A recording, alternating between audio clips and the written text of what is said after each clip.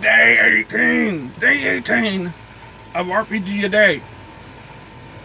Well, last year RPG-A-Day challenge, like I said, I'm near the airport.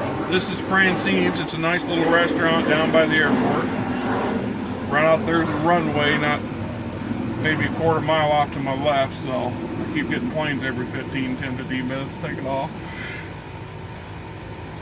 Usually yachted. Bad man slept a good night's sleep, more or less, except the cat woke us up twice throwing up. What cats like to do, I'm not quite sure. She's got a bunch of itching and scratching going on. She don't have fleas. We've been treating her for fleas. We don't have fleas, and we're all in a very close environment. So if one person got fleas, we'd all have fleas. I think she's having some allergies. We changed her food a little bit. We're maybe having to see if that helps.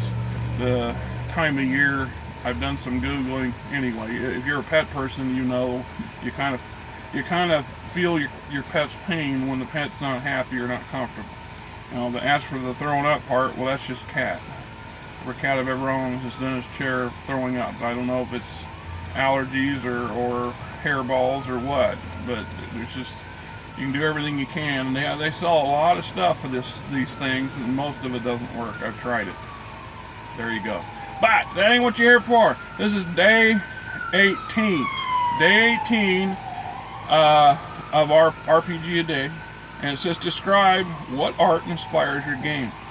What art? Well, I'm not an art aficionado, to be honest, but I do like a lot of good stuff. There's a lot of things that will prick my interest.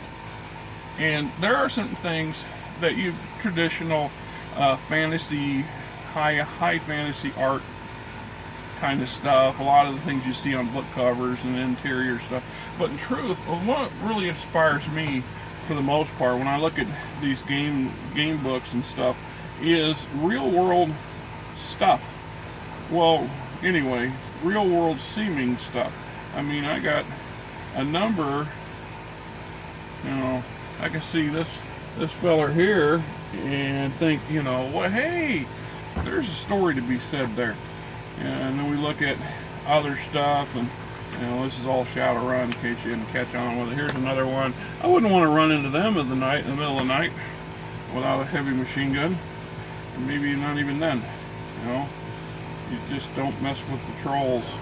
You don't mess with the trolls. And here's a little bit of a cyberpunk kind of scenario right there going on. Yeah,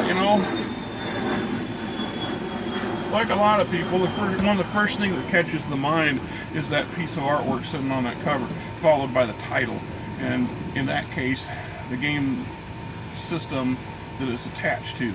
And I have collected a few pieces over the years that had, I didn't own the game system at all.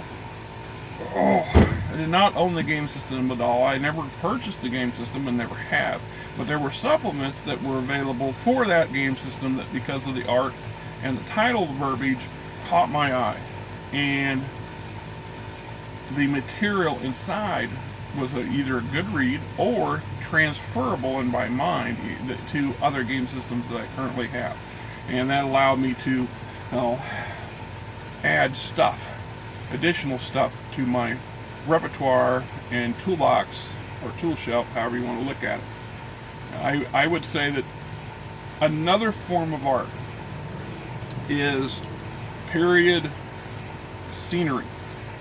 When I look at old masters or just old artists who painted many years back, centuries ago, and landscapes and visuals of exotic places and far off lands, places I can only envision in my mind or in the videos, TV and movies and so on and so forth, those to me inspire visuals.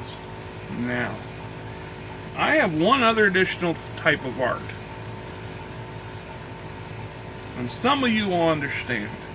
Some of you will really understand. And some of you won't understand it, won't get it. You'll think you do, but you really don't, because you don't have that kind of mind. Your brain just doesn't work that way. Our brains work in certain ways. For me, verbiage art, the art of the description, the image that's portrayed by the story, by the words, is as vivid and as colorful as anything Hollywood has ever put out. So, that said, when I talk about the story, the wording, the way things are written, I can pick up. This is one of the reasons Shadowrun, most books, now this is not produced by Shadowrun. This particular supplement is from Catalyst Games under the WK Games license. I'm guessing Whiz Kids or Wizards of the Coast or whatever it used to be, right? The Catalyst Game Labs. Prior to that, it was FASA, BattleTech Mech Warrior FASA. They have a way, and their writers have a way of inspiring a visual, artistic environment. To me, reading a book is like watching TV or watching a movie, because I easily envision the scenes and the scenarios and the conflicts and the drama and the explosions and everything else that goes in between as if I was watching a video or a movie. And not everybody can do that. And I didn't understand that myself until I really got to talk to a friend of mine who struggles with verbiage. He really struggles. It's almost a painful experience for him to read anything of significant weight. So he doesn't read a lot of novels. See, comic books are right up his alley because it gives him, well, the picture's worth 1,000 words. It's much easier for him to comprehend things through pictures, physical pictures, than through the language of the book. On the other hand, I've met people who are colorblind in their verbiage. And what I mean by that is they read black and white, they see in black and white as they read. So they don't pick up the nuance, the fine line nuances that are there with a good author.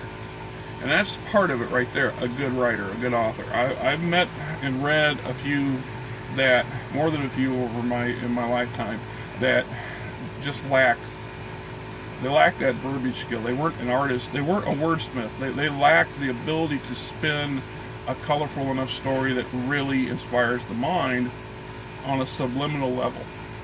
And I know that sounds ridiculous, but like I said, if you have this, if this is how you view things, you'll understand 100% of what I'm saying. And if you don't, you never will. And I'm not going to apologize to it. That's just the way the world works. It's the same reason why I struggle with the logic, mathematical based things. You know, I do not have that math driven mind. I have that artistic driven mind, and it's not that I can't accomplish things using the other side of the brain. It's just that it's much more of an effort. It's true work, and I never quite get inspired, and I never will get those aha moments that you would get if you were naturally inclined that way. I've known some people, once again, over the years, who they went into math classes with a smile on their face because they just enjoyed it, and it was so simple and so easy, and they were off and running with far more complex problems than the rest of the class, and they benefit from that. On the other side of the coin, a lot of those same people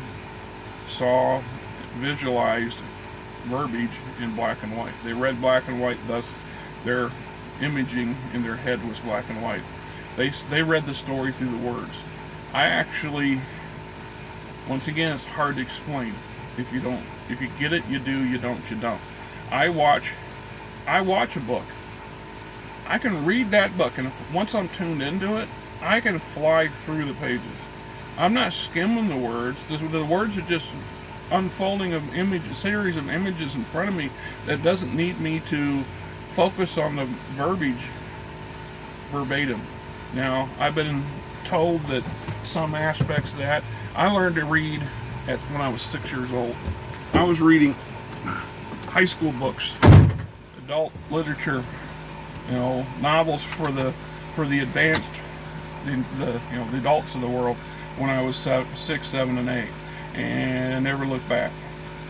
I excelled in reading and comprehension and things like that, not so much in the other stuff.